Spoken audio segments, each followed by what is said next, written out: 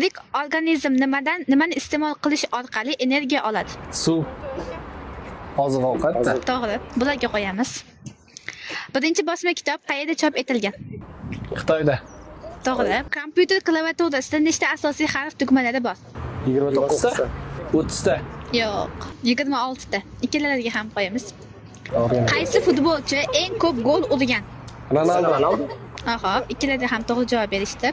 Qaysi futbolchi oltin to'pni eng ko'p olgan? Ronaldo. Messi ko'p olgan. Bularga qo'yamiz 8 marta. Insonning eng asosiy oksidlovchi organi qaysi? Oksidlovchi o'pka, jigar. O'pka, to'g'ri. Bularga qo'yamiz. Qaysi hayvon eng katta? Fil. Kukit. Maviy kit. To'g'ri, to'g'ri, ularga qo'yamiz. Tuz nimadan tayyorlanadi? Kristal bilan suv. Olmos.